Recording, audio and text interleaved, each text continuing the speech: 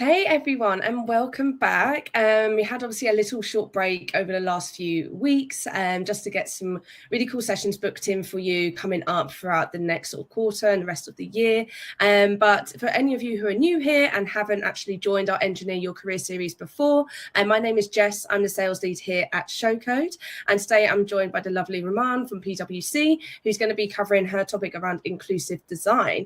So before we before I hand over, I should say, just a few little things to go through for those that haven't been here before.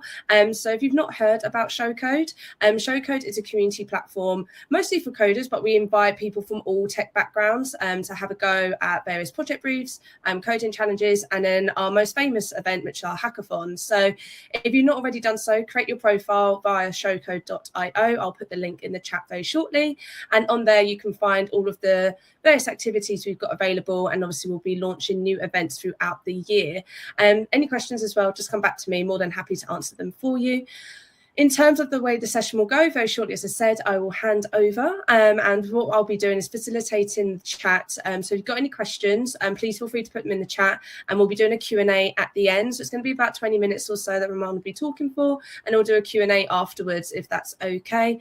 But yeah, post anything there and I'll come back to you as and when we get to the Q&A session. So what I will do now is hand over to you, Raman. Thank you so much. I'm very excited to hear about this session, and we'll take it from there. I will now mute myself. Amazing. Thanks, Jess. Hi, everyone. It's great to be here. My name is Raman Rai.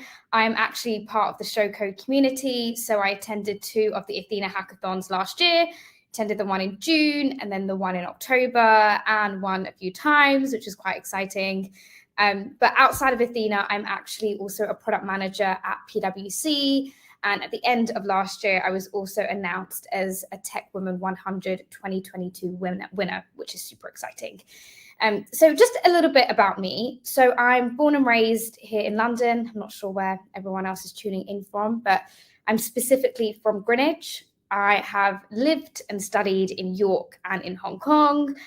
I then returned back to the UK due to COVID and worked in marketing and advertising, and then transitioned into consulting at PwC. And over the past 2 years, I now work in product management. So I work with our CTO to help build products that we can deliver to our clients and internally at the firm, which is super exciting. I also really care about doing social good. So I really care about making amazing impact in society. So over the years, I have worked with scaling social enterprises using design thinking methodologies. And I've also worked with entrepreneurs from underestimated backgrounds to help scale their businesses. And this kind of brings me to the talk I want to do today. So where I get to marry my love of technology, but also inclusion to talk about inclusive design. So this may or may not be a new topic to all of you. But essentially, inclusive design, I'll be talking through about how can we ensure we design and build a world where we're keeping inclusion in mind. So to really understand what inclusive design is, I like to start off at the word inclusion. And inclusion means different things to different people. So that's when I like to unpack a little bit further, and I look into the word exclusion. So exclusion is the opposite of the word inclusion. Now, I want to do a very quick activity with all of you, and I want you to think back to when you were a child. Now, the reason why I enjoy doing this is because I think everyone can relate to the emotions and experiences we've all had as kids. So those powerful memories can be amazing tools for building empathy for our customers and end users and partners. So I want you to think back to when you were a child. Some may be able to go back further than others. What was your favorite way to play as a kid? So what was your favorite activity or thing to do which brought you enjoyment as a child? So for me, I'm a middle child, so yes, the abandoned kid. I really enjoyed playing Crash Bandicoot on my PlayStation 1 console, or I might lose some of these. I enjoyed playing Sims 3 on my PC. So that was my favorite way of playing as a kid growing up. So keeping your favorite play activity in mind that you enjoyed doing when you were a kid, I now want you to think about who may have been excluded from that activity. So who would have been excluded from getting to the place in order to play that activity? or who mentally or physically won't be able to partake in your favorite play game? So when I think about Crash Bandicoot on a PlayStation 1 console, I think about those who physically cannot use a controller. So they might not have hands or arms. I think about someone who potentially can't afford getting a PlayStation 1 console or a Crash Bandicoot game. I also think about someone that might have headaches or experience nausea by using a TV. I also think about someone that might have low vision, so might experience some form of visual impairment, so they aren't able to look at the screen. And then I also jump into, which I didn't have, but having parents that maybe perhaps set strict deadlines on how long you can be using technology or not. So what we've addressed here is there are immediately groups of people who are unable to participate in your favorite play game. And those people are excluded. And that's essentially what exclusion means. It means to be left out and not to partake in something. And I'm sure we all have stories of when we've been excluded. And it's really important that we think broadly about exclusion so that we can eliminate those barriers when we're designing and creating products, services, and processes. And that's really what inclusive design means, which I'll jump onto next. So inclusive design considers the full range of human diversity with respect to ability, language, culture, gender, age, and other forms of human difference. So what does that really mean? Well, what it means is that we need to consider that all of us, including everyone that's, watching this webinar and those that might watch after, we are all unique individuals, and we need to design in a way that keeps asking the question, who's missing from the table? So if you are a product manager, a UX or UI designer, a developer, if you work in tech, or if you're interested in tech, when we're designing and creating these experiences, we need to ensure we're not designing for one thing for all people, but in fact that we're designing a diversity of ways to participate so that everyone has a sense of belonging. Now, there are 3 principles of inclusive design. These principles have been coined by Microsoft, who are leading in the inclusive design world. The CEO at Microsoft is very transparent about the importance of inclusive design. His son has a severe mobility disorder. So the CEO has kind of first-hand experience of what his son can and can't do and how he can and can't participate in society. So the 3 principles that Microsoft have coined is, number 1 is to recognize our inclusion, our exclusion. And that's exactly what we've just done now. So, we've looked at what areas of our parts of our life or things that we enjoy doing as kids have people been excluded from. And the thing is, we tend to design using our own biases. We design based on the things that we know. So what's really important is once you recognize your exclusion, how can we then learn from diversity, which is the second principle? So how can we work on our biases? Building empathy for human beings is really important. And we can do that by using human expertise and learning from others who may or may not have similar experiences to us. So let's say you're sitting face to face with someone who has a different background, different abilities, and you might be in that conversation and think, wow, we have a lot in common. This person is really like me. We have the same motivations and hopes and goals. But you also might think, wow, this person is completely different to me. We have different perspectives, different backgrounds, different ways of living. And that's really what learning from diversity is, which I'll touch upon in a moment. And the third one is solve for one and extend to many. If we can create and build something where the most people are excluded, then we can extend that to majority of society and we can all benefit from it too. And I will look into this principle a little bit more. So I'm going to jump straight into the second principle, which is learn from diversity. So when I think about all the different types of people in the world and the enormous amount of diversity that we have, when I pop on my product hat, I think about building products for all 100% of these people. Now, that's quite difficult to do. So then I jump to the 80-20 rule. So if you know what the 80-20 rule is, it's essentially to design for 80% to reach your broadest market. But then that means those 80% must have common needs. But when you're designing for humans, there's no such thing as an average person. As in, my favorite game is Crash Bandicoot, but yours might be playing the playground or going on a bike down the street. And, we all have different needs and different interests. So it can be quite hard to design something for the majority of people. And I really want to touch upon the community that have some type of disability. Now, there are 8 billion people in the world, and more than 1 billion have some type of disability. If you're tuning in from the UK, we have 15 million people that have some type of disability, and that's 1 in 5. So that's a huge group of underrepresented people who we can solve for, where everyone can benefit. And this really reminds me of my good friend, Catherine. So Catherine is my work colleague. We both joined PwC together 3 years ago.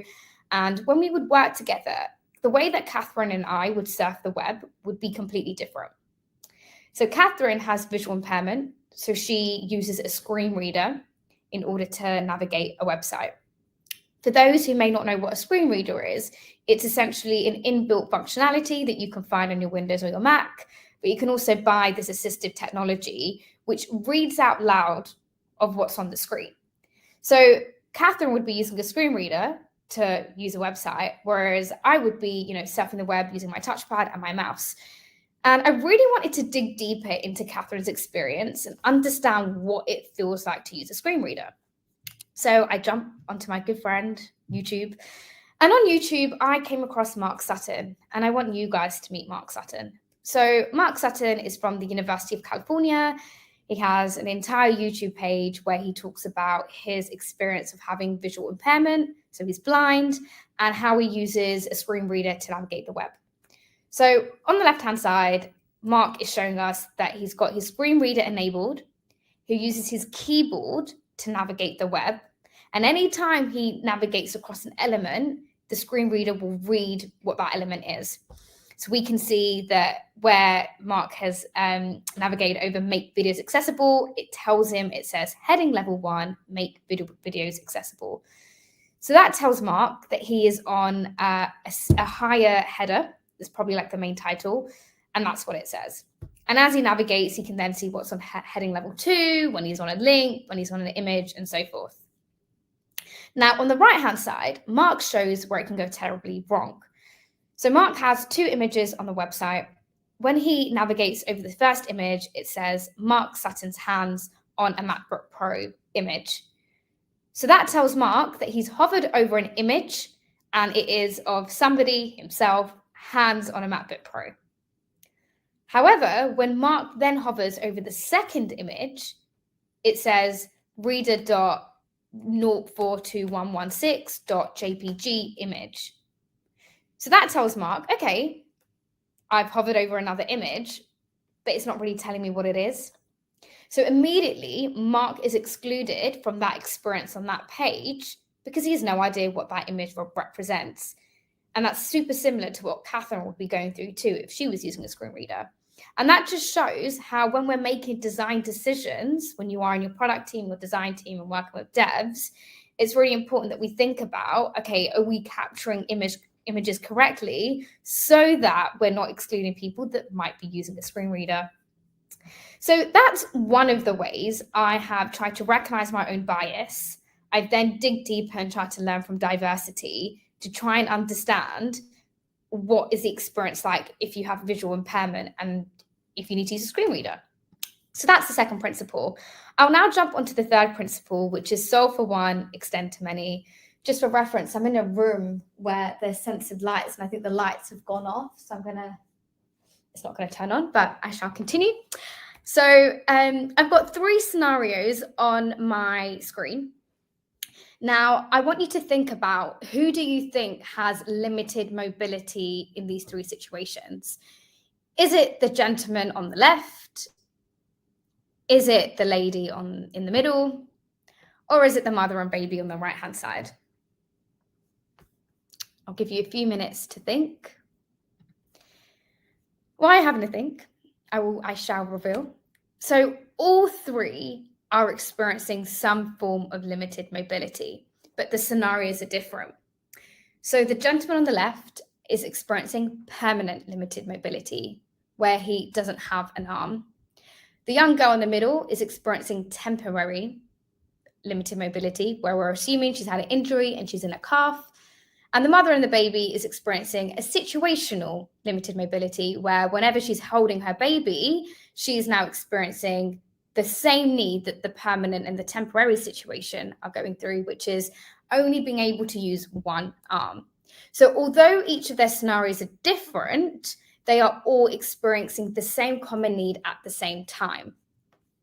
And what this is telling us is that we will all experience exclusion in more ways than ever before. And sometimes when we think about accessibility and design, we always think about the permanent situation, when actually, there's also another scenario, which is the temporary and the situational. So if we take our senses, we've touched upon touch, so having one arm or having an arm injury or being a new parent. If we take Mark and Catherine, they fit in the C category. So they're in a situation that's permanent, where they have a permanent visual impairment. But it could be the same if you had an eye disease or if you were distracted as a driver. Has anyone ever used closed captions while watching a video or watching a film?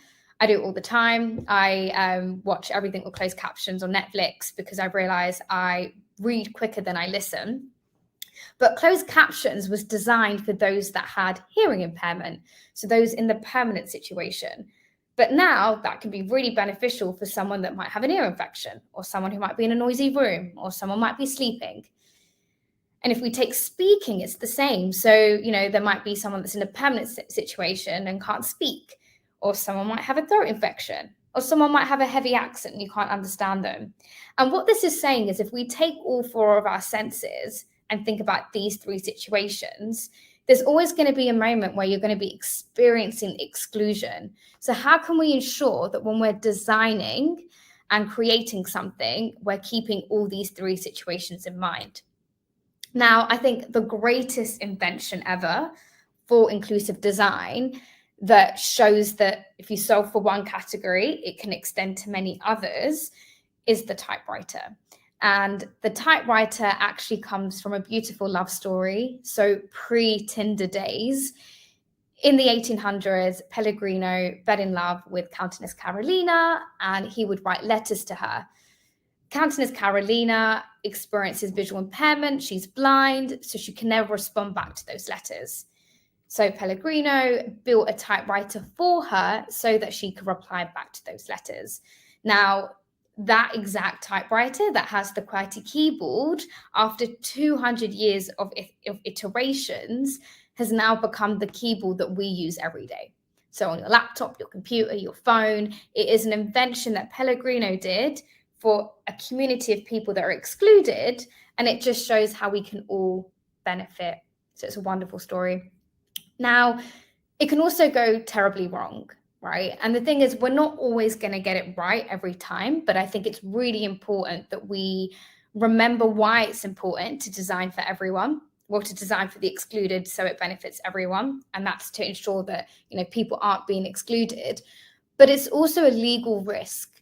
So Scope UK Charity, they are the UK's largest charity representing those that have disabilities. They carried accessibility tests on council websites in the UK. So 10 of the largest councils in England went through this testing and all 9 failed. They failed to meet website regulations, and they received tons and tons of complaints from members of society that they're unable to access super important services because their websites were not accessible. So that means that there are, a huge community of people in the UK, so 1 in 5, who can't experience very important and vital services that they should be, so they've been excluded. Another example in the States is Domino's. So a person that is experiencing visual impairment, so he's blind, took Domino's to court and to the Supreme Court, and he won because he was unable to purchase the pizza he wanted due to the lack of site accessibility. So this is 2 major examples of showing how but due to just having a website that's not accessibly friendly, has caused members of our society to not be able to experience services and, important services that people need to have.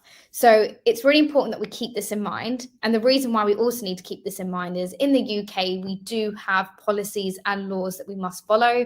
So there is the UK Disability Act, which outlines, what the experience should be like. But also something else I want to mention that's on the next slide is the Web Content Accessibility Guidelines. So this is your Bible of how you should be designing and creating your websites.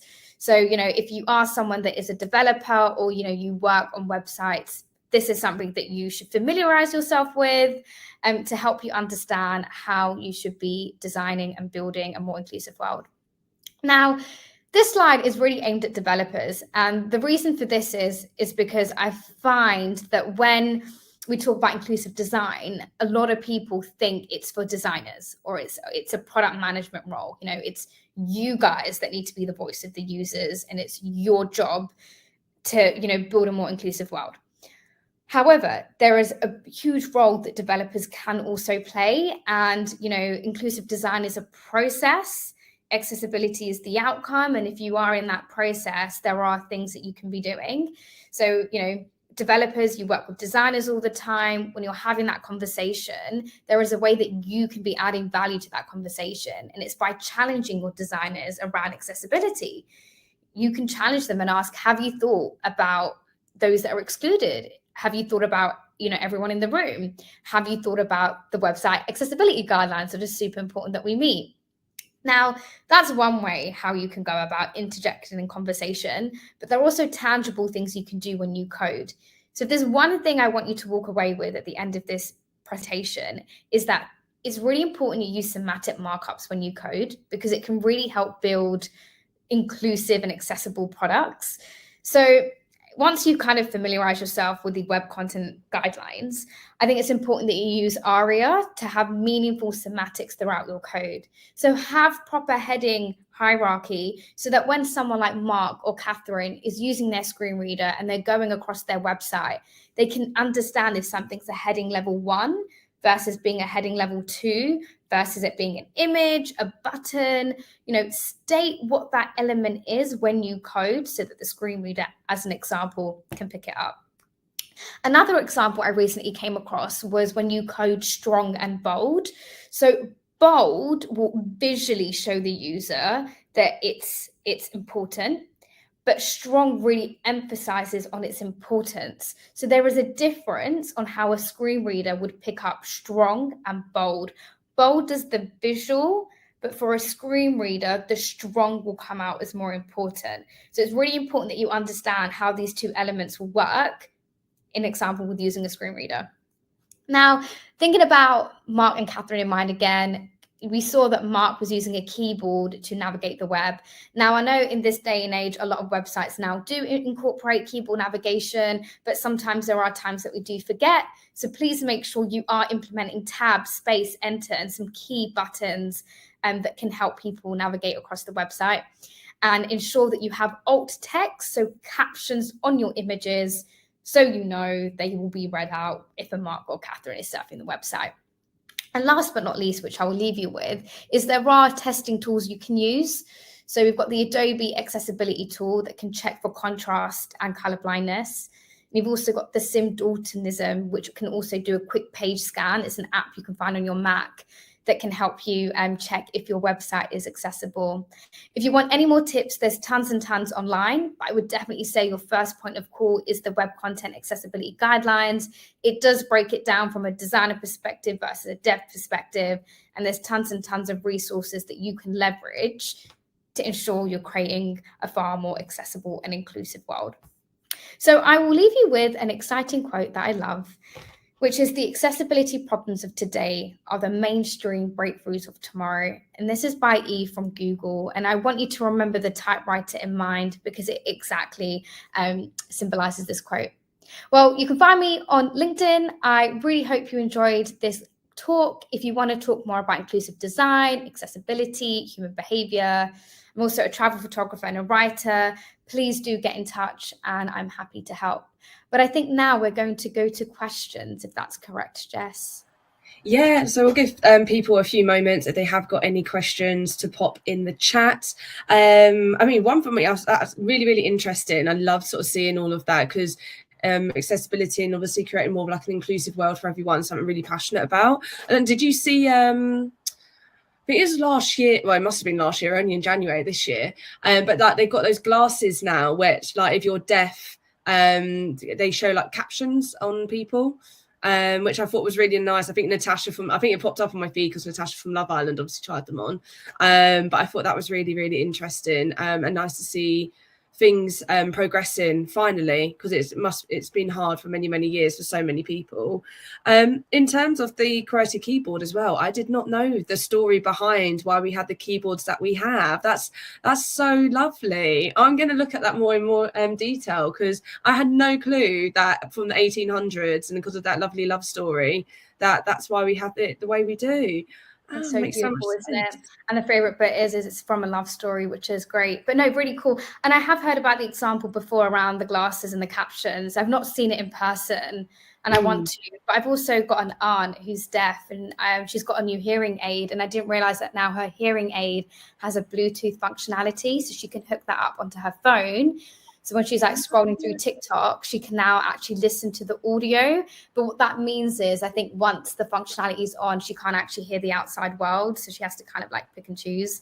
But it is very cool. Very, very interesting. Yeah, no, I think it's great, like seeing the things coming out, and I think it's just keeping that awareness going, because I think there's a lot of companies are trying to obviously do better, but it's simple things, as you said, like the alt text. Even when you put like a post on LinkedIn, it prompts you, do you want to put in alt text? And I have to say, I can be a bit lazy with that and I have to get past it, not thinking actually I'm like at an advantage, because obviously I understand what I'm posting, but I've not got a disability that means that I can't see what it is in front of me. So I'm definitely going to make more of an effort to do that. Oh, thank you, Joy. I'm glad that you've loved the talk. Doesn't seem like we've got any questions, which is fine. If anyone does have any further questions, feel free. I have posted our LinkedIn links, so if you want to connect with us and ask us any questions directly about anything that's been covered in the talk, please feel free to do so. But thank you so much. It's been really, really great to hear sort of like the different things that you're covering. And one last thing for me, I mean, I suppose obviously you've been working a lot on this now for a few years in the work that you've been doing. Was it just like a natural organic growth into this, or was it something from a younger age you always knew you wanted to do something regarding sort of product sort of inclusivity and so on? Great question, and really funny. I don't even do this in my day job. And then this is why it's so important. And I think those who work in tech will most probably hear about inclusive design, maybe not the term inclusive design, but they'll definitely hear about accessibility. We should be designing for accessibility, but we don't do it. Is in, I think when it comes to budget and resourcing and timing, it's always something that's just an add-on. Like, oh, maybe in the next scope we'll think about accessibility, or maybe further down the line, but it's not something that's just embedded in our ways of working. So I think for me, in terms of your latter question, I really care about inclusion on many surfaces. So not even around design and technology, but in my day-to-day life, I want to make sure that people are, feeling included in society, are having, their experience and their best time on this world. So I came across inclusive design only 2 years ago when I was working with UX designers who were really passionate about the subject. And I was like, oh, I've never heard of this idea of inclusion in design, in technology. So I went off and did some trainings. Google have an amazing UX design training that touches upon inclusive design. So definitely would recommend. But it is something that we hear a lot, but I don't think it's something we do. So interesting topic. Never heard about product management until 2-3 years ago. So not something I aspired to do when I was a kid. I wanted to be a prime minister or a human rights lawyer, like the generic roles that I saw in society. Really cool that I've landed into this very interesting space. Yeah, no, it's really, really cool. And I mean, the impact that you can have as well. I think it's really, really great. And as I say, it's just a case of getting it more built into the foundations of everything we do, which it is turning, but there's still a lot that needs to be done. So, but things like this are really, really helpful. So if anyone, I did see a few people join late. So if you did, this will get uploaded onto our YouTube channel. So please feel free to check that out. That'll be happening later today, as far as I'm aware. But thank you. Been great great to have you, everyone, join us today, and we look forward to obviously hopefully having you again. We have got a session on next week, which is going to be by Maggie Hunt from PA Consulting. So do feel free to tune into that. It'll be the same time next week. If we do make any schedule changes, we'll obviously let you know, but that is all booked in currently. But yeah, thank you so much, Raman. It's been really, really great, and look forward to obviously seeing you at our future events as well. I know you're always around when we host one of our events. So. Amazing. Thank you, Jess, and thank you everyone for tuning in. If you've got any questions, please feel free to reach out. Perfect. Thank you so much. Bye.